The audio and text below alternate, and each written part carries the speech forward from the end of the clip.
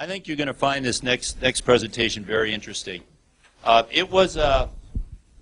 You've all heard about a lot of the spear phishing efforts going on, across all different sectors. But one of the things that we wanted to do actually at last S4 was get a real trial where the goal was to try to successfully spear phish a person that would likely have remote access to the SCADA system. So that was the goal, to say, could we, because think about this, one of the ways you can get into a control system is if you can gain access and control of someone's computer that's allowed to get to that SCADA or DCS.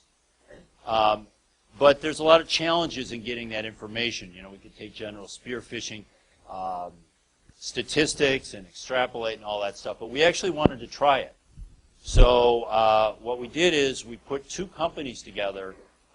We put Critical Intelligence. Some of you know Sean McBride. He's spoken here before. But Tyler Klingler from Critical Intelligence actually led the effort. And they're really good at open source intelligence. So their job was to find the targets. And then we put them together with PhishMe, which is a company that does spear phishing and other phishing security awareness services. And actually got some utilities to participate in this. And I think you'll find the results fascinating. So please welcome Tyler Klingler. All right, I'm excited this time. All right. So first off, I have to put out there a special thanks for Scott from PhishMe. Without his help, it would have taken a lot longer for me to do this. He already had the infrastructure, already had the tools in place for this, and he just worked with us really well. So I just want to put that out there. Okay, so it's interesting, spear phishing and ICS. Most people think, okay, that doesn't even apply to ICS. But that's what I'm talking about today. Why does spear phishing apply to ICS? Normally we think about the two different networks, but of course normally you're going through an attacker goes through the corporate network and then escalates his privileges and goes up, and he's able to get in through that way. But we can bypass that through just simply spear phishing the ICS employee. Okay, so this is why we're talking about spear phishing. You know that Shady Rat, Night Dragon, and Shamoon all use spear phishing in their campaigns. So these are major attacks and major campaigns that are out there, and they're using spear phish. So the point of this slide is just that the major attacks are using some of the tools that I'm going to be talking about today.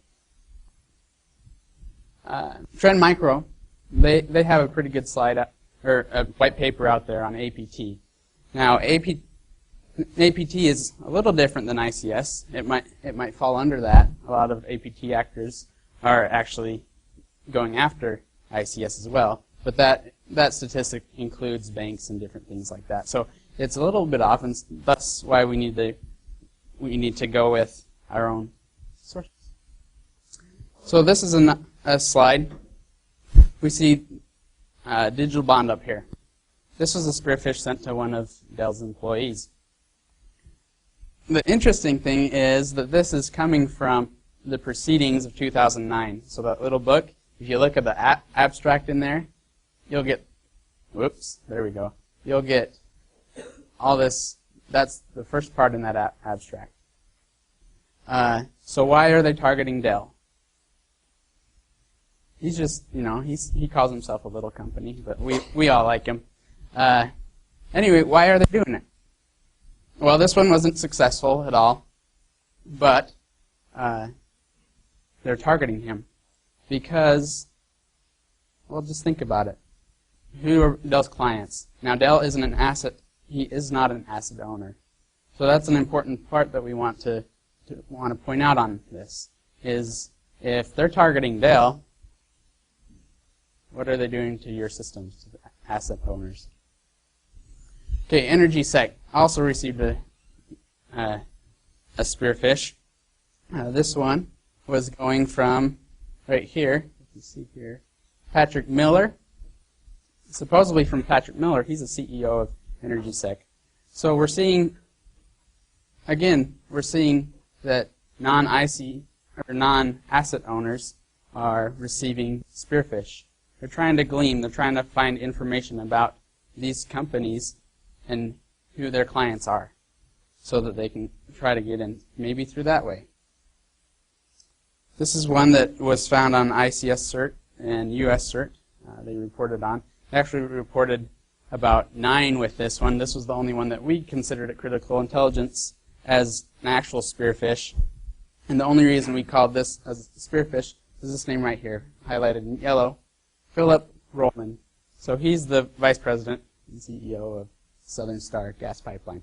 So, okay, now we've got a spear phish in gas pipeline. Now this is just the trickle coming out of the dam before it breaks, right? Okay. This is one that one of our enhanced customers talked to us about. They had us analyze it, and then later we reported it with ESISEC, or they did, and then we helped them with the analysis. So you'll see a couple things wrong with this one. First off, Alice Jr. I don't know how many of you know any Alice Juniors. I mean, yeah, male and female. Yep. Okay. So I actually looked up the statistic on how many Alices are male, and it's less than 1%. So probably not the best of choices there. But nonetheless, what is important about this attack, and then photos. It's an Al Gore reference there with ES. Okay, not Al Gore, Dan Quayle back in the day. Okay, so this is the only Alice that I could think of, or the only Alices I could think of. So we've got Alice Cooper there, and I don't know if I want an email from him. Well, probably, and then I'd probably be thinking happier thoughts if it was Alice from Brady Bunch, just because she just seems so nice and she could clean my room. Okay, so this is the real part of this email. What's important about it? Okay, so who are they attacking? Well, we were able to trace this back to the original source, what they were finding. They actually were targeting 19 different emails representing 5 distinct asset owners. So 5 of them. This is a targeted spear phish. The wording wasn't the greatest, but it was a targeted spear phish. And they received it from this document. This was on an RTO website. Now, I've redacted that a little bit up there. I just put RTO. But that file structure was the same file structure that was in their website as well. And we found this, and all those 19 emails were in this list. It's a list about 405 pages long. And it's got tons of emails. All of those are emails. So you're looking about 120 emails or so. And then also their job titles. Now that's important because, well, when the spear phishing, you want those. You want the emails. You're going after that. Now those aren't the IC. They're not going to be on the ICS. They're not going to be doing that stuff. They're just asset owners. These are mostly managers that they were targeting in this instance. But we're seeing that. We're seeing that, okay, this attacker was smart enough to go after an RTO, was smart enough to realize these connections, but they weren't smart enough to put Alice as just Alice and not Alice Jr. So that brings me to the purpose. We wanted to, as Dell was talking about, we wanted to evaluate the feasibility of a spear phish attack. And we wanted to make it ICS focused and using only open source intelligence. And that's what I specialize in, is open source intelligence. We do this for our customers often. So we had 2 objectives in mind. The first was just how many email addresses are out there. But people that have access to SCADA and DCS, how many are actually out there? And then the second one is how many actually click the link if we go after them. So we go to the company website. That's almost always number one. We go to the company website, and here, this was a document out there that was on the company's website, and it was there for because of government-required postings. But the problem was they went too far with it. There was regulations that required this to be out there, but they went way too far and added usernames and then also the whole data chart, or the whole structure of their company. And so we had, this was many pages long, and we could actually determine these relationships because of one of these documents. These are usernames that you can use as, you just put at, I have a fictitious name, Stuck's Pipeline, because I like Stuck's Pipe, it sounds cool. Anyway, that's a fictitious name, so I find those relationships through that. So that comes to the process of, okay, think about this. What is out there about your company? You know, are you posting this? Are you making it easier for your attackers? This is easy to mitigate. You can just pull it off, but it's still out there. Next one is job postings. We always go after job postings. Here we see, just get a general feel for what they're running there. They're saying we want specifically Allen Bradley control logics. We want specifically ABB, DCS. So you get those automatically. We also find from time to time redaction errors. These are typically found in presentations. What's going on here is they've saved something like a PowerPoint document, for instance, and it has layers on it. And you can actually pull those boxes off. So I actually get pretty excited every time I see one of these on a PDF or other vector-based program. Because I can pull this off. So this one reveals the password and the username for this particular company. Now I've changed those values and whatnot, but it was out there. This is a Spear Phisher's friend right here. Jigsaw. How many are familiar with Jigsaw? Wow, I'm surprised actually. Okay, yeah, Jigsaw. It's just a people directory, but the difference with Jigsaw is it's crowdsourced. So anybody can upload information about someone else. So here we have all these people that are found in this Stuck's Pipeline company. And then Jigsaw also has its own tools that goes out there and finds this information as well. They actually will call the people and try to verify this information as much as possible. So it's pretty accurate. What I can do is I can actually sort by title. I can search by title in here, or I can just go down the list and look for different companies that are using that or different people that have titles that would be associated with ICS. So I'm going down this title list, and I notice right there that, oh, Tom Bedford is a controls engineer. That might be useful. I think so. So, see, now the other problem is that this company is also using an email schema that's very predictable. Think about your email schema. What is it? First name dot last name at your company, probably, or something close to that. Well, it's derived right from the name. So I can actually take all those names right there, and they become emails, or likely emails. I like to take those, once I take those names, I like to put them into Maltego or some other tools as well, but Maltego's one good cross-analysis.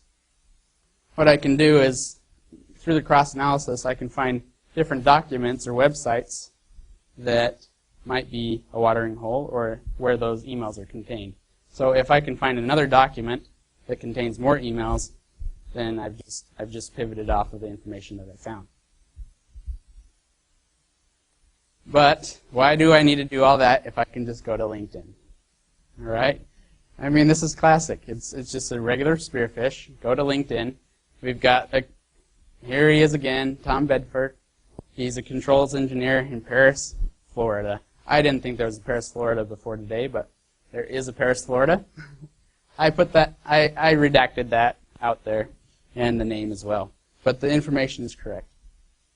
we see here that he's a control engineer, and if you scroll down, he says he has maintenance of the DCS. I've taken some out of there. There's more specifics there, but let's just say he had maintenance for DCS. And then on here we see ABB again. We're seeing that pattern. The job posting said ABB. His company says BBB, ABB. We're seeing the pattern. We're seeing the pattern. So from this one Jigsaw account, I can make a spearfish. But there are other things that I want to talk to you before I do that. There's always something new on LinkedIn. There's always a new feature on social media sites.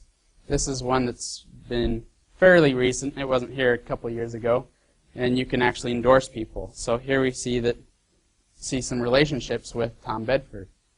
He has a professor here, a software engineer here, a nuclear power company there. So I can easily make a spearfish just to go after those people. My name is Tyler Klingler. I'm going to graduate from Florida State. I'm an automation engineer. You know, you see this often in your spearfishing. But highlighted in yellow are things that would make him think that this was more trusted. Your professor told me to contact you. Here's another way to find people, to find if they have a LinkedIn account or a Facebook account or any social media account. If I take all the emails that I gather and I put them in a comma separated file, I can actually upload them to my account. And then it says if they have an account or not. Well, that's kind of nice. Like, I can just upload it and say, oh, these people actually have an account. Let's mark those people down, and then I can visit their site, and it helps find them. So once you have their site, you can, especially Facebook, you can verify things. So with LinkedIn, this import right there, we notice that, okay, they're using an email for their LinkedIn profile, a company email. So this is pretty big. I just put what I thought was their email in here and put it in there, and I am now extracting that they are using LinkedIn at work. Okay. Now I verified this passively, and then I found some colleagues as well that are using LinkedIn for their account, and I can find those relationships as well. This is the Facebook version of it. Same thing. Load in the comma separated file and pull out all the names that you want. So, looking at those Facebook profiles, just the social media profiles, I was able to craft this spearfish. Now, Bob is a supervisor of I'm going to call Tom, and then just sending it to him, I just wanted to reach out and let you know of a new position in the control space. We are trying to fill out PTF. PTF stands for Paris Transmission Facility. And then this wasn't even a hard one to recognize. There's a www in there, but I wanted to test that out anyway. So that's a malicious link. I could have put a 0 day in there or something else to bypass some of the systems. Spearfish. I found this article today on Wonderware's site, and was thinking it would be a good idea for our control guys to take a look at it, particularly those who work with Wonderware and TotalFlow. Of course, we will need to make a few modifications to fit the specific needs, but it would be helpful. And then it's looking like it's going to Wonderware, but the code behind it is actually going to a malicious link. You could put in a 0 day in there, like a Java 0 day into the browser. Now this one's nice because it's reusable. I can change the Wonderware and the TotalFlow. I can put that to another site. So there we go. Rockwell, Factory Talk, Alan Bradley, different site. So all those make it believable. You already know how spearfishing works. But the real question is, does it work on ICS? Well, after making these emails, I passed it over to PhishMe, and they were able to put it through their machines and put some analysis on it, and then they sent it back to me, and I put it together. Here's some general observations as a baseline. from PhishMe. This is just from their other stuff. So joint venture and mergers in data is valuable. That's important. So before a joint venture or a data acquisition, if we know that those are going to happen, Spearfish will go after the weaker site or the weaker partner and get their presence on there. And then when they merge, they're able to now have access to the real thing, the bigger site. Okay, now just remember the average phishing success. The average phishing success. I can't speak anymore. Anyway, in the energy sector is 18.55, and average across all industries is 13.5. And again, that's a PhishMe result. So what does that compare to ours? Here's our results. We had 20% of ICS employees identified through open source intelligence fell victim to spear phishing attempts. So we see numbers there. So I actually identified quite a few ICS employees just through these means. I could have gone through a lot more documents and a lot more of that, but I had limited time as far as that goes. But I've identified this many on each company's. This is 72 that we actually sent Spearfish to because company C dropped out at the last moment. So and that was like the biggest one, and I spent the most time on, but they dropped out at the end and said, the VP got word of it, and we can't do it anymore. So, unfortunately. Anyway, but I think this is a pretty telling statistic. If you can imagine, if 26% of your ICS people were able to get pwned, it's quite telling. You'd think they'd be a little more secure about that. But this is my favorite slide coming up right here. Okay, these are the titles of the people that I got. We got a control room supervisor. We had a bunch of instrument technicians, automation technicians, and pipeline controllers. We got a process control engineer, and even a VP, senior VP. So be thinking about this. What do these guys have access to? What remote access do they have? How are they getting? Now, you're probably thinking, now that's not attacking ICS. That's attacking email. You're right. There was no SCADA harmed in this presentation. But, so what are they after? Right here. They're after cross-contamination. We learned from Stuxnet. There you go. Cross-contamination. Now that was a different route to get into here, but once you're in, they might want some policy violations. They're expecting that sometime one of the engineers is going to break a policy. Also, engineering laptops. Think about it. They're constantly accessing the internet.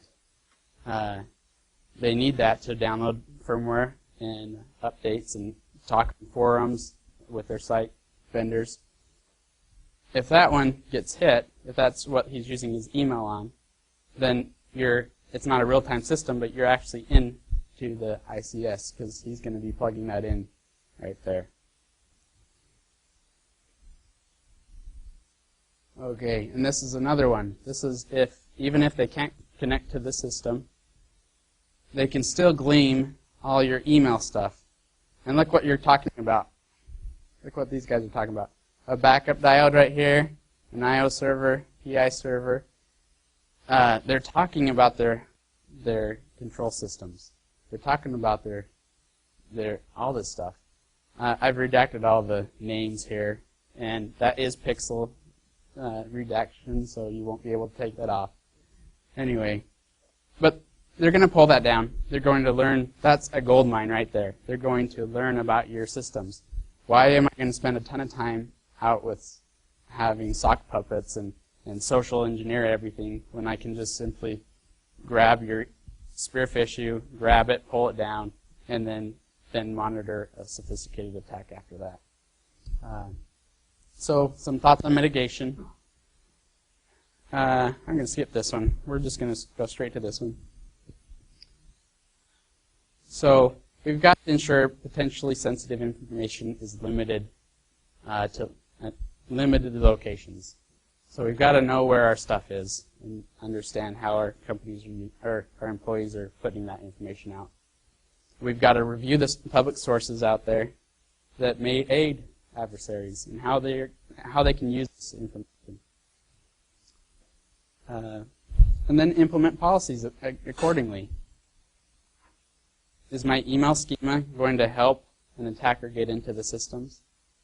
I would suggest, changing at least your ICS people to have a different email. That will limit Jigsaw completely out of the picture. And then monitor, ensure, and enforce policy violations. Okay, and that's all I have today, so I hope you enjoyed that. Okay, the money slide. So so the way this worked with everything he had up there related to companies was all sanitized and reviewed by the companies so that they were happy that there was nothing anyone was going to learn. So we actually reached out to a lot of companies to participate in this, and a few said yes, which was, we were a little worried no one would say yes. But the win for the companies was they got free open source intelligence analysis. Could you identify people like this? And then they got, then PhishMe was generous enough to actually run the service that they charged for free and run this spear phishing attack. And then they also got the right to review the data to make sure they felt there was nothing out there. But this is about as real as it gets. I mean, if you think about one of the goals was, could you compromise a computer that is allowed to remotely access, let's say, the control room or other parts of the network? You look at this list, and I don't know how many owner-operators you talk to, but a lot of these people are the ones that they say, oh, these people need access 24/7 no matter what to deal with things. So this is pretty serious. Let's take some questions and comments. Doug Wiley at Rockwell. Quick question regarding the devices that would have opened these emails. Do you have any indication as to whether it was opened on a phone, a pad, a PC? We do have some. We only have one iPhone that was on there. The rest were there was a couple actually Mac laptops, and then the rest of them were PCs. So. Okay, that was his question as well. Dan Scally with G Intelligent Platforms. Just a quick question on how you see this being used, right? Is this a metric to measure the effectiveness of security awareness? I mean, what's your recommendation, right? So, these people clicked on the email. Okay, so now what? Well, I think initially it helps us understand that this is a vector. It opens the eyes of asset owners, right? They're going, okay, these people can get there. But yes, if we can get more companies, we can start understanding the vulnerabilities more out there. I don't know if that answered your question.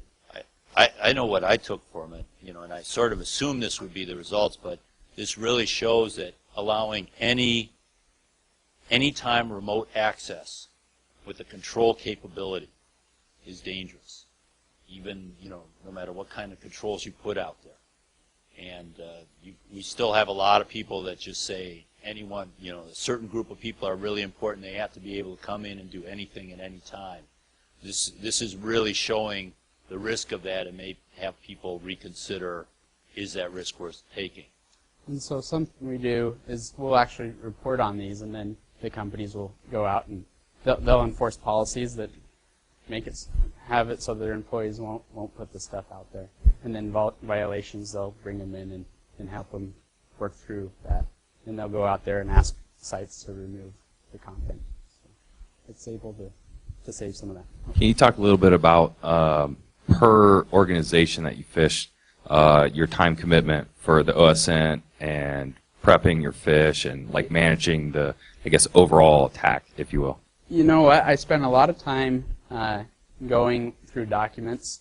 I had some tools to go for keyword search, but then I'd search through that. However, most of my results were just from the simple ones, from the LinkedIn, from the things that you can do in just an hour. So most of the results you get there. But I was looking for some of the big documents that we had found in the past with other companies, And so I spent a lot more time trying to find those, and I wasn't as successful as I wanted to be with those.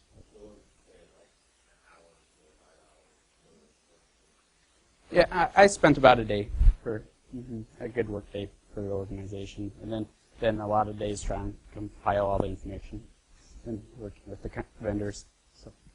Roel Schoenberg with Kaspersky Lab.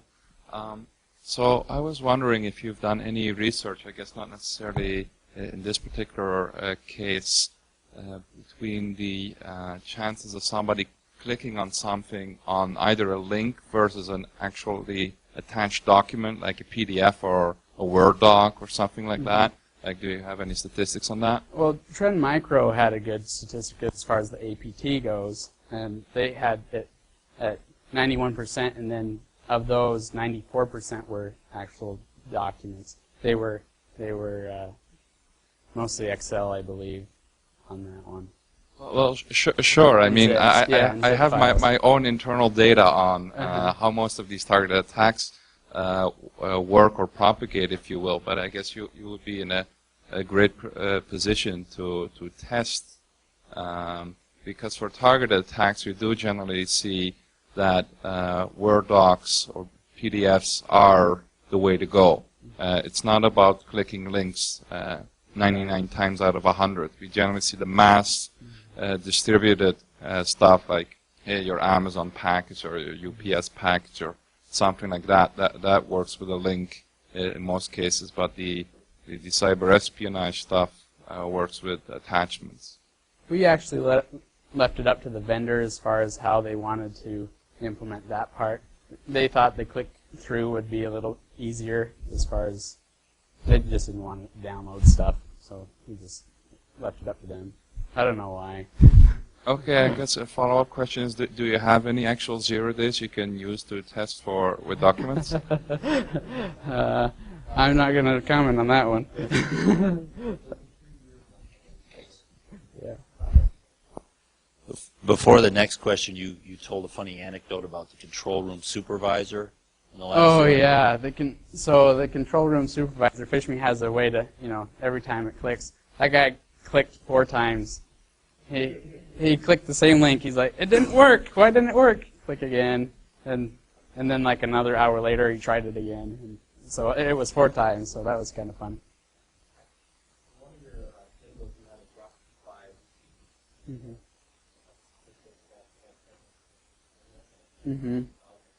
Well, no, we didn't do a spear phish on them because they dropped at the end. So the third person, we had all this information ready to go, and then the upper level got word of it and said, we don't want that publicity. Oh, yeah, we don't want that publicized or something. So, yeah, some reservations there. You had identified 45 people in Spear. Yeah. And then they said stop, so it's 25%. Robert Mongren, I'm wondering, the first impression that you get is that these people were doing some policy violations, that they were doing things. But if you think about it, I mean, they're using the company-provided platforms and the company-provided Outlook client and things like that. So is it really end-user policy violation, or is it more like architecture faults, or that the company has provided the wrong type of policy, that you're using the same desktop for your in-house ICS thing that you do for your internet type of things? I don't think they violated any policies here. So you'd have to. Problem is that. Sorry, now my throat. Anyway, problem is that, at the end of the day, a spearfish is going to look just like their communication. They weren't able to recognize some of the hints there that I try to give them to recognize, such as, on the link, it just had the Stuxnet as a, or the Stux pipeline just in the front of the URL. Yeah. Nope. Yep, I told you you can. Oh, thank you. And to be fair, Tyler's expertise is on open source side, and then the PhishMe guys, are the ones that really know those statistics in and out, and have their own thoughts as to how you mitigate this and deal with these things.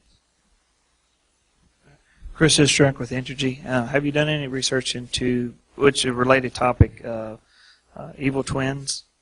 Like on LinkedIn, you say you find somebody that you know that they don't have account registered, but you register for them, and then people just automatically say they believe you, and you get a picture. Yeah, things like that. I have found a few sock puppets that are trying to be just trying to mirror someone else, and we'll just report on those. I didn't find any in this go around though.